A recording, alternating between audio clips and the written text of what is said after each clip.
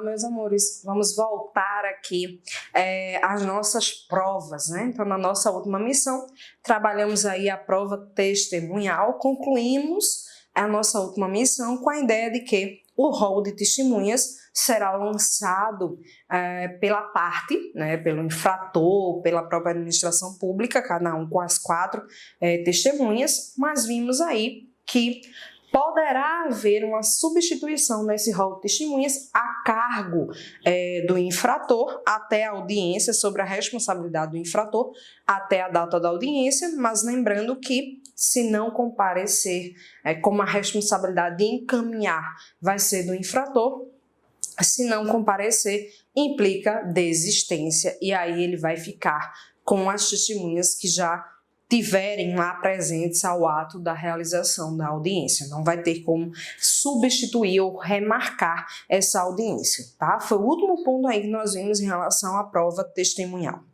A outra prova, pessoal, é o que a gente chama de prova pericial. Tá?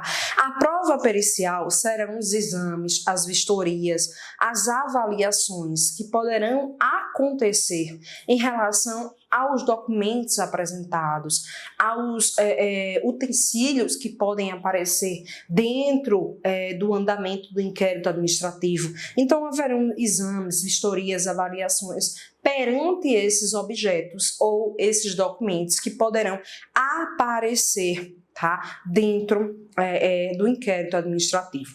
Existem 2 tipos de perícias também retratados pelo regulamento, que é a perícia de autenticidade, que é uma perícia utilizada para verificar a autenticidade de assinaturas, tá? Então, esse tipo de perícia também vai poder ser utilizada dentro do processo administrativo disciplinar.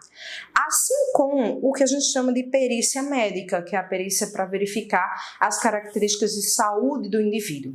Mas essas perícias, tanto a perícia de autenticidade, que é essa perícia de assinatura, quanto a perícia médica, será necessário para que aconteçam dentro do inquérito administrativo de solicitação. As demais perícias, a não ser essas de autenticidade e perícia médica, acontecerão normalmente. Então, tem um objeto dentro do processo, tem um documento que há necessidade de verificação de autenticidade, então você vai passar aí pelo exame, vistoria ou avaliação que seja necessário. Mas, quando se fala em verificação de assinatura, de letra, há necessidade aí de uma perícia da autenticidade, aí é necessário que haja uma solicitação dentro do processo.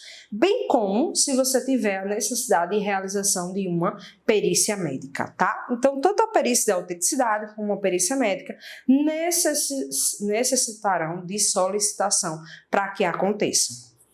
O outro tipo de prova é a prova documental, tá? Então, nós já falávamos muito ainda dos documentos. Essa prova documental ela é a apresentação de qualquer tipo de documento, desde que esse documento ele siga as regras do rito de apresentação da prova fundamental. Ser original ou acompanhado de certidão, reprodução, mas aí a necessidade de que ela seja autenticada, tanto em cartório como mediante a verificação do servidor, a conferência por parte do servidor. Mas aí é o outro mecanismo de prova que o regulamento admite, a prova documental. Então, nós teríamos aí 3 tipos de provas que são admitidas pelo regulamento. A prova testemunhal, a prova pericial e a prova documental, seguindo as regras que a gente estabeleceu, tá? Bem, saímos aí do mecanismo de provas. Então, a gente já falou dentro do processo administrativo do prazo, nós já falávamos das provas e agora nós vamos ver a questão da revelia. Tá? O que é a revelia? Meus amores, nós falamos aí que é cabível o infrator a possibilidade de que ele se defenda. Inclusive, colocamos aí, instituímos os prazos para que essa defesa aconteça. E, além disso, nós falávamos também dos mecanismos de prova que o infrator poderá apresentar para que o inquérito administrativo ele se formalize. A revelia ela é a característica que é dada à parte de que ela se defenda, mas ela não apresenta essa defesa. tá? Então, ó, será considerado rével o infrator que regularmente citado não comparecer. Ou seja, o infrator que regularmente citado, e a gente vai falar de citação mais um pouquinho na frente, ele não apresentar a sua defesa, ele não apresentar os mecanismos de prova para a necessária defesa do ato ao qual ele está sendo imputado.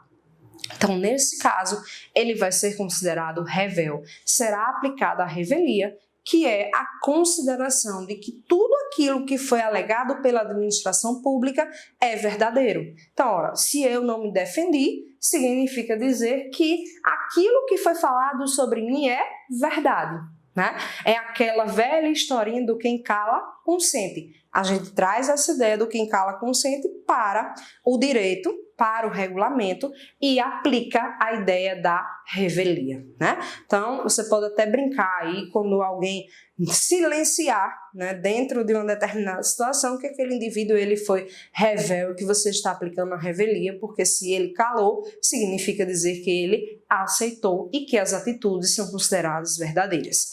Então, rével será a parte que regularmente citado não compareceu para se defender, para alegar a sua defesa, alegar os mecanismos de prova.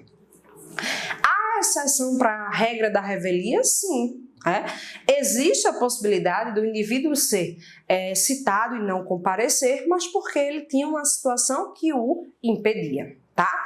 Então, em caso de licença para a parte, você teria aí, o indivíduo está de licença, ele não tem como ser citado, porque essa citação vai acontecer dentro do próprio estabelecimento ao qual ele presta serviço à administração pública, pode ser lá a sede, né, da Guarda Civil Municipal ou a sede da Secretaria de Segurança, o local onde vai acontecer a citação. Mas se o indivíduo ele está de licença, consequentemente, ele não vai conseguir ser citado, porque você teria aí essa prerrogativa dele não estar presente no local onde a citação vai acontecer. O indivíduo está preso, tá? Ou ele está em cumprimento de pena, né? E aí, consequentemente, nesses casos, a citação ela não vai acontecer. E não poderia se aplicar a revelia neste caso, porque a revelia só pode se configurar com o acontecimento da citação. E no caso de prisão ou em caso de cumprimento de pena, você não tem como efetivar a citação, consequentemente não tem como se aplicar a revelia. E por último, o motivo de força maior, né? Então esse motivo de força maior ele é abrangente. Ele tanto pode acontecer por parte da administração pública, como pode acontecer também por algo que tenha se voltado em favor do infrator para que a citação não tenha decorrido. Então, em caso de motivo de força maior, você também teria a impossibilidade de aplicabilidade da revelia. Então, a citação não vai acontecer, consequentemente, não existe a possibilidade de aplicabilidade da revelia nesse caso em concreto. Tá? Então, a gente verificou aí outro instituto voltado para o processo administrativo disciplinar, que é a figura da revelia. Competência. Quem detém competência para instaurar o inquérito administrativo, consequentemente, está à frente do processo administrativo disciplinar. Presente no artigo 87, você vai verificar lá quais são os responsáveis, quais são as pessoas que podem estar à frente do processo administrativo disciplinar, tá? É lógico que seriam aqueles servidores que estão vinculados à Secretaria de Segurança, que teriam a competência de instaurar o inquérito administrativo e fazer toda a investigação. Então, competência está vinculada à responsabilidade. Quem são os indivíduos que terão aí a responsabilidade dentro da Secretaria de Segurança de instaurar um inquérito administrativo e, consequentemente, configurar o processo administrativo disciplinar. Extinção de punibilidade. Outro instituto trazido aí pelo regulamento, que na verdade se antecipa até mesmo do Instituto do Julgamento. A gente vai falar de extinção de punibilidade, mas logo depois a gente vai verificar a ideia de julgamento. E aí, consequentemente, vai ficar mais claro. É claro que, para ser mais didático, o regulamento teria essa necessidade de trazer o julgamento antes da própria configuração da extinção de punibilidade. Mas ele não faz essa troca e a gente vai entender dentro da própria organização do regulamento. E aí, o Instituto da Extinção de Punibilidade do Procedimento Disciplinar veio antes do julgamento. E o que é que significa essa extinção da punibilidade? Tá? É quando o indivíduo ele não vai ser punido, ou então, quando durante o cumprimento da punibilidade ele deixa de cumprir a punição ao qual lhe foi aplicada após o julgamento. Tá? Bem, a extinção da punibilidade, ela pode se dar diante de 3 situações. A primeira é a característica da morte. O indivíduo morreu, não existe mais ali a possibilidade de aplicabilidade da punição que lhe foi concedida mediante o fechamento ali, o julgamento do inquérito administrativo. Morreu, extinguiu a punibilidade. Prescrição. O que é a prescrição? O Instituto da Prescrição é algo que o direito trabalha com um lapso temporal. Ele vai dizer o seguinte: durante um determinado espaço de tempo, você pode reclamar a aplicabilidade de um direito. Passado esse prazo de tempo, não existe mais possibilidade de você reclamar. É como se houvesse um prazo determinado. Há um prazo determinado para você questionar o cumprimento de um determinado ato, o cumprimento de uma prática de um determinado ato. Se após esse prazo não se questiona, significa dizer que não existe mais a possibilidade de que aquele ato aconteça ou de que o cumprimento desse ato decorra. Então, a prescrição é a perca do direito de reclamar pelo lapso do tempo, tá? Vamos colocar dessa forma. E aí, dentro da questão da punibilidade, como acontece essa prescrição? O Estado, a administração, ele teria aí a possibilidade de aplicar a punição dentro de um lapso temporal, que é estabelecido pelo próprio regulamento. Mas, passado esse prazo, a administração ela não aplicou a punibilidade, prescreveu. Passou o tempo de aplicação da punibilidade. Extinguiu-se o lapso temporal de aplicação dessa punibilidade, então, consequentemente, ela será extinta. Morte, prescrição. Tá? E o outro caso é a anistia. Lembra que eu falei logo no início, quando a gente mencionou sobre extinção de punibilidade, que a extinção de punibilidade ela acontece antes mesmo de você começar a ser punido, ou pode acontecer posteriormente à punição. Morte e prescrição, né? A gente verificou dentro aí da possibilidade de cumprimento da punição, decorreu a morte, decorreu a prescrição, não se pune. Mas pode acontecer também antes. O indivíduo morreu antes do julgamento, não existe possibilidade. Ou então a prescrição se deu antes do fim do julgamento, extinção da punibilidade. A anistia, ela vai seguir a ideia de ser sempre antes. Os dois casos, morte e prescrição, podem acontecer antes da aplicabilidade da punição ou depois. No caso da anistia, ela só poderá acontecer antes do cumprimento da punição. A anistia é um perdão. O indivíduo ele é culpado, ele deverá ser punido, mas ele foi perdoado. Ele recebeu o perdão, ele recebeu a anistia. Então, antes mesmo do cumprimento da pena dele, da sanção que seria aplicada ao ato da infração, ele foi perdoado, extinguiu-se a punibilidade. Então, ele não será mais, mesmo sendo culpado, ele não será mais punido porque ele foi perdoado, tá? Então, ela sempre acontecerá antes da aplicação da punibilidade, diferentemente dos outros dois institutos. Além de extinção de punibilidade, ele fala do procedimento disciplinar, tá? O procedimento disciplinar, ele vai acontecer mediante publicação de um despacho decisório, ou seja, vai acontecer uma decisão dentro do procedimento administrativo disciplinar com a finalização do inquérito administrativo e esse despacho decisório, essa decisão que é cabível depois do julgamento, ela acontecerá com julgamento de mérito ou sem julgamento de mérito, tá? É a previsão do artigo 94 e 95 da legislação. Quando eu tenho um procedimento disciplinar com julgamento de mérito, significa dizer que analisou-se de fato os fatos ali presentes. Então, eu verifiquei se houve autoria e materialidade, julguei o mérito da coisa. Aquilo significa dizer que não mais poderá ser julgado. Eu não mais poderei entrar com uma nova ação, uma abertura de um novo inquérito administrativo para verificar aquele fato, porque o mérito dele já foi analisado. Já quando eu dei uma decisão sem julgamento de mérito, significa dizer que eu não vou analisar a autoria e materialidade. Eu não analisei, eu analisei um pressuposto. Então, eu verifiquei lá que existia uma prescrição e que eu não poderia, consequentemente,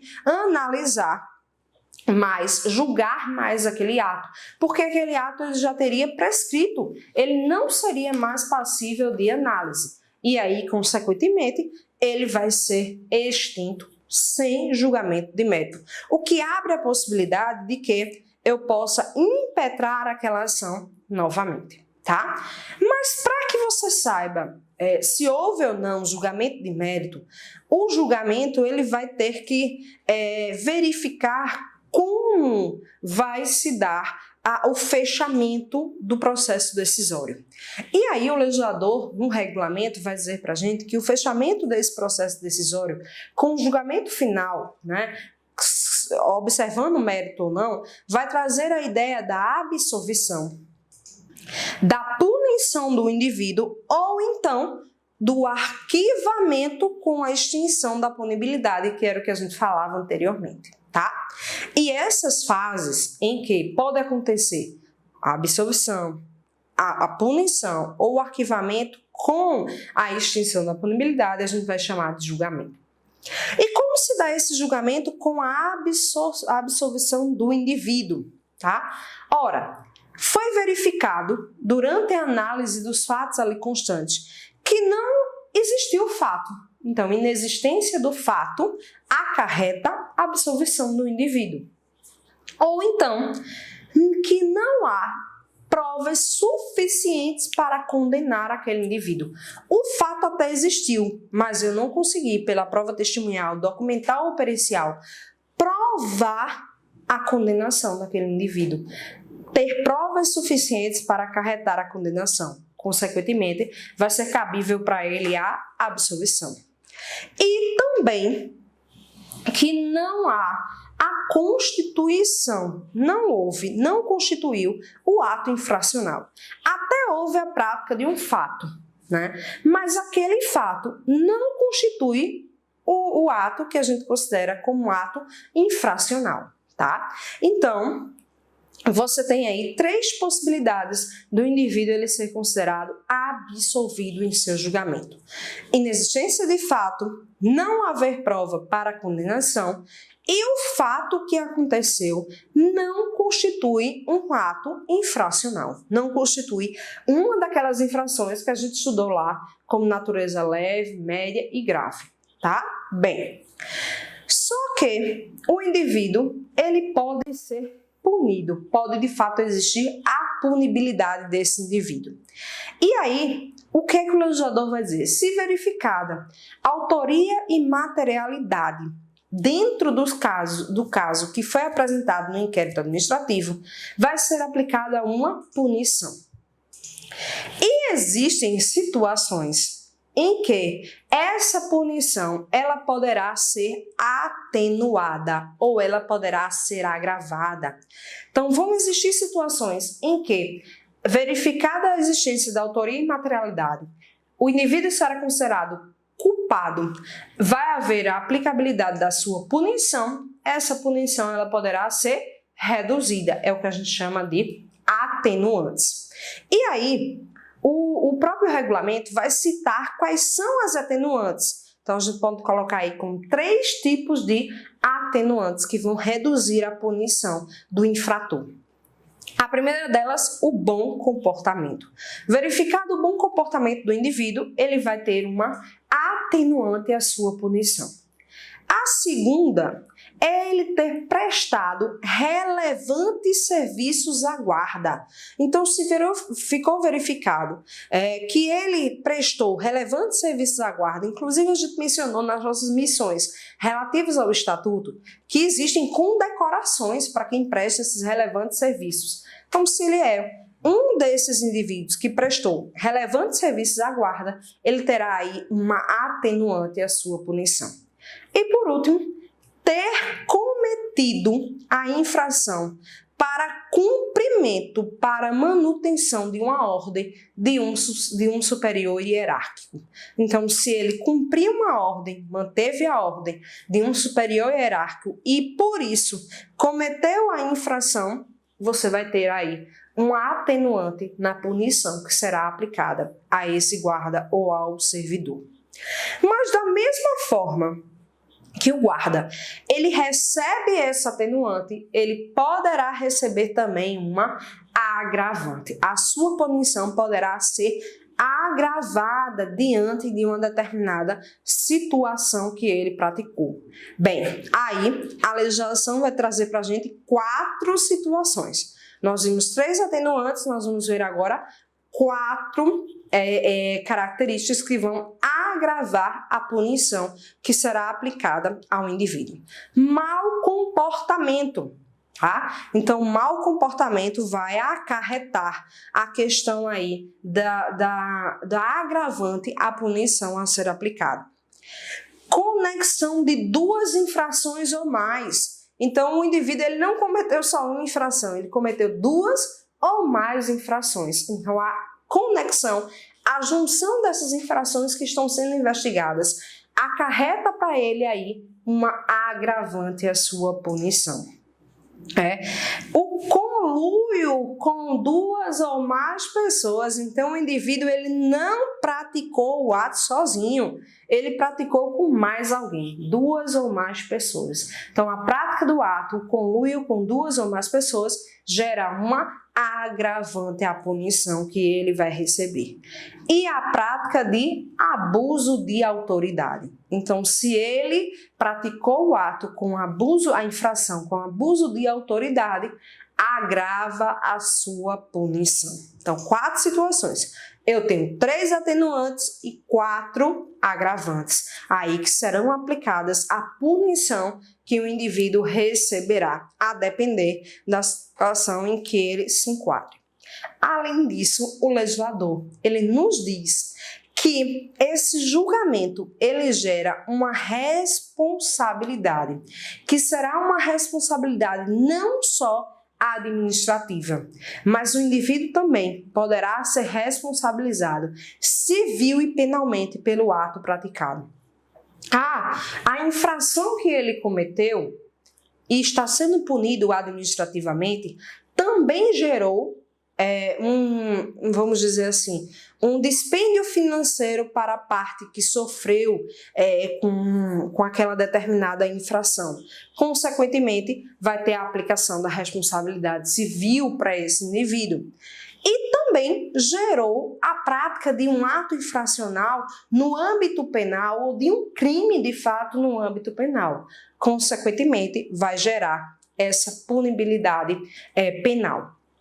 Nós tínhamos trabalhado em nossas aulas das infrações, por exemplo, que é proibido e vai ser considerado como infração um guarda ele dirigir uma viatura, né, da Guarda Civil Municipal com manobras perigosas. E a gente até mencionou em um dos exemplos que dentro dessas manobras perigosas ele podia ter batido em alguém, né, cometido uma infração de trânsito que teria gerado um dano ou até o óbito de um indivíduo, né? E aí a gente mencionava dentro dessa caracterização a imputação da responsabilidade quanto à infração por ele estar dirigindo uma viatura com manobras perigosas. E aí você tem a configuração da responsabilidade administrativa, com a abertura do inquérito administrativo e, consequentemente, a responsabilização com o julgamento aí pela condenação dele, com a aplicabilidade de punição.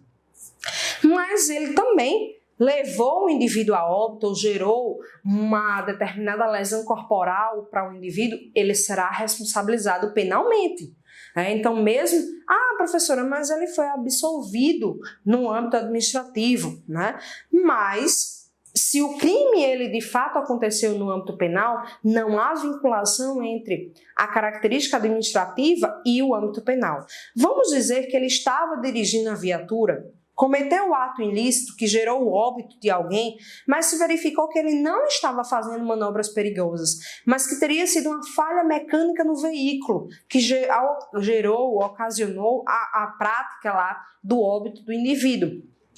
Ele não foi responsabilizado administrativamente, não existiu o fato infracional e, consequentemente, a característica da absolvição foi concedida a ele, mas ele gerou o óbito do indivíduo, porque houve, né? Então, claro que não foi uma característica que a gente chama de culpabilidade, né? Mas houve ali, por exemplo, a questão dele ter sido ali imprudente, né? Ele poderia ter verificado se uma das regras dos deveres do guarda municipal é verificar se o veículo está impossibilidades de estar nas ruas, né? A gente viu isso lá nos deveres, então houve ali a culpabilidade dele, né? E aí não houve dolo, mas houve culpa, ele vai ser responsabilizado civilmente, penalmente. E se gerou uma característica civil, né? Vamos dizer que quando ele cometeu o ato infracional, ele acabou fazendo com que uma família fosse prejudicada no âmbito civil, então ele vai responder também nessa caracterização. Não há vinculação entre a responsabilidade administrativa, penal e civil, e as três podem ser aplicadas ao indivíduo que praticou o ato infracional ou que não tenha praticado, mas que acabou gerando danos no âmbito penal e civil, como a gente mencionava no nosso exemplo, tá? Bem, e no julgamento pode acontecer o arquivamento, aí que nós mencionávamos, com extinção da punibilidade, tá? Bem, esse arquivamento com extinção da punibilidade, nós já tínhamos mencionado como a extinção vai acontecer, 3 casos, morte, prescrição ou anistia. Então, consequentemente, se houve a morte, se houve a prescrição, se houve a anistia, aplica-se o arquivamento daquele processo, tá? E aí não tem mais o que se falar em relação ao âmbito aí da caracterização do julgamento, ok? Bem, entendemos aí essa questão do julgamento, da responsabilidade, fechamos aí a ideia, né, da questão aí do processo administrativo disciplinar quanto à fixação aí do inquérito administrativo, tá? Na nossa próxima missão, nós vamos trabalhar sindicância, instauração do procedimento administrativo disciplinar e os mecanismos de recurso, porque aí a gente viu a ideia, né, de fechamento através de julgamento, e se houve punição, poderá haver recurso. É o que nós vamos verificar na nossa próxima missão, e aí concluímos o nosso regulamento, ok? Espero vocês lá, até daqui a pouco.